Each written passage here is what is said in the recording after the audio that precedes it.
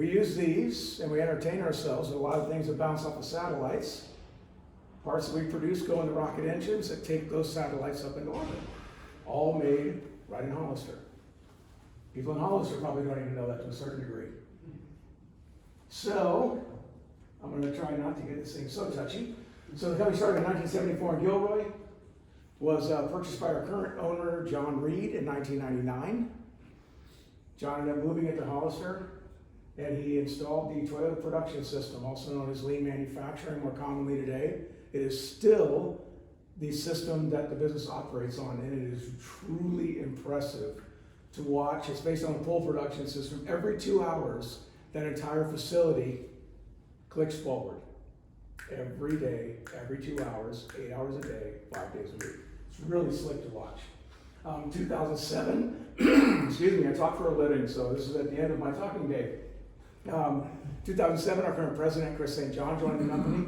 In 2008, we were the first casting company in conjunction with our customer to get a casting approved by the FDA in a live surgery, which then transformed into a business model that is 3D printed beginning, going into a custom, one-off, serialized knee implant designed exactly to fit in your body, if you chose to pay for that. The healing time is about 2 weeks, because they merely separate, clean up, and put you back together, versus the, let's say the more handiwork is required to use stock parts. A lot of 3D printing, 10 3D printing machines in our 3D printing lab that does everything from the medical parts to prototypes to production parts. We moved in, we were in 6,300 square feet. We are now in 33,000 square feet. So I still to this day don't know how we functioned in 6,300 square feet, because we have everything we have right now. And we've expanded the lines on from there.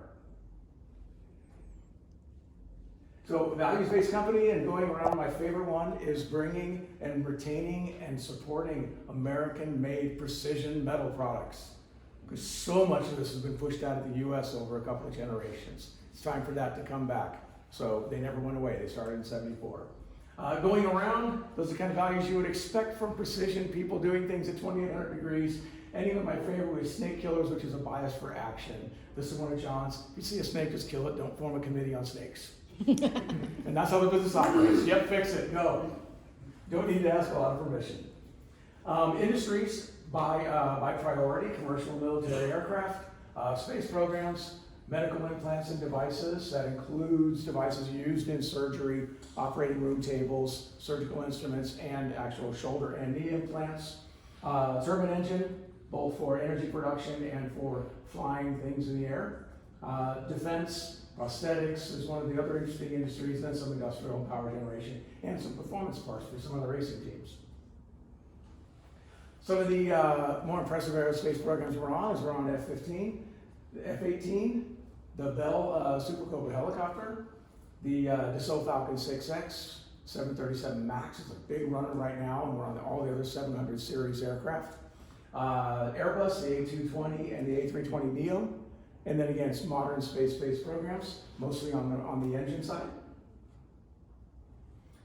Everything that requires to put equipment and human beings up in the air and up into space. All the range of certifications from ISO, AS9100 is our Bible.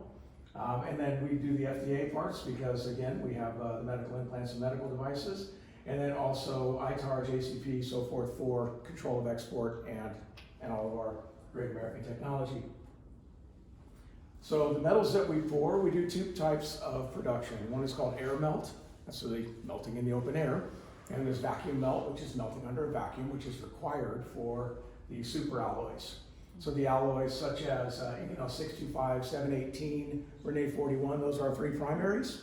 And then some of the more exotics like Hastelloy, Waspaloy, and other things that you may or may not have heard of. Air melt is done for the cobalt alloys. This is our medical implant specific alloy, and then all of the stainless steels. We don't do aluminum, and we don't do titanium yet. That's not my say.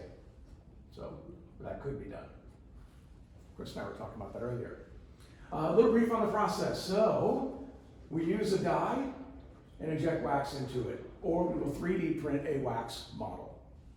That's used to build a tree. That's then dipped in a slurry and stucco in various layers to build a ceramic shell. Then that's burned out, melts all the wax out, and you have a very high precision ceramic mold to pour hot metal into. From there, we do the melt, the pour, everything solidifies, we break the shell off, cut the parts off, do any cleanup on them, and then since I've been working for this company, I am really confident every time I get on an airplane in the US. Because when you see the amount of inspection, validation, x-ray, re-x-ray that happens on even a piece for an air conditioning duct on an airplane, you will feel extraordinarily confident getting on an airplane here when you see the rigor a part goes through just to get put on that aircraft. And then again, so then that goes out to the customer. Expansion of the facility. So some of the photos you see, this is our 3D print lab.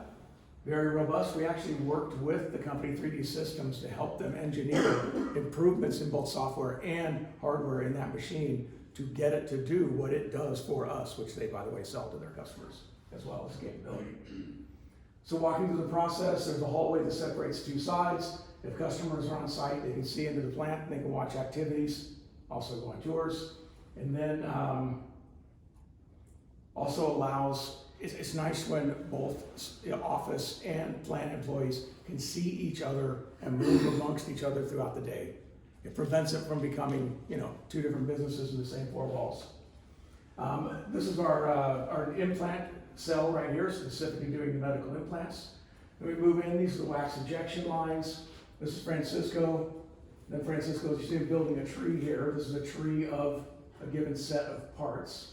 So Francisco's he's our Michelangelo of tree building. He gets all the really difficult parts because he does it with music playing and really does it with what looks like no effort. This is in the shelling department where you see what we're doing. This has probably a couple of layers on it, and you see the parts hanging to cure, and they're getting the sanding and so forth to build up that shell. Then they go in the autoclave for burnout. You'll see this is one of the bulked up finished molds ready to go. This is upside down. See, that's where I can pour the metal. This is an example of a metal pour, and I wasn't kidding, that is 2,800 degrees. One of the higher temps, but done every day. The vacuum melt system. Cool thing about this is we are one of the only companies of our size in the country that has vacuum melt capability. This is a very, very difficult process to nail, and it's absolutely critical to be successful with super alloys. They bought this line from someone that could never get it running. And this thing now has been running for years. It's cranking out phenomenal parts. Has its own furnace, preheat the molds, vacuum. These two guys work as a team as far as when the mold is ready, sends it up to the vacuum chamber. If you're in the area and want to go on a tour, we do give those. I mean, they're private. We don't open up for tours. So, I just found that question of the inability to get the machine working. What was the solution? You had people that could do it, or persistence. Persistence, and John and Chris, the two guys that own and operate the company, are really smart. I mean, they are super smart guys. Finishing department, we're doing the cutoff and finishing. We do all of our own testing and measuring, including this new piece of equipment here is really cool. That is a 3D blue light scanner. We scan finished parts down to the micron level. Super sexy modern technology. And this is the way we approach our customer base, which what I've found is very different from how this industry tends to treat their customers. Because it is a very high spec. It's 6 months to 18 months for a customer to leave you. So it tends to breed less than stellar service and commitment to the customer. And that's my primary focus at the company, is to help drive that and support the guys and really doing a good job of taking care of the customers, building relationships, being reliable, producing really solid quality parts for them. And that's why we have the customers we have, all the aircraft and space, all the names you might imagine a company would ever want to get a part on. We have parts on that equipment. So I mean, it's truly a fascinating company. They make great product, and it's an exciting business. It just is. Every day we're doing something nobody else has done before. Literally, we're either making something or doing something nobody else has done before. Right in Hollister. Thank you.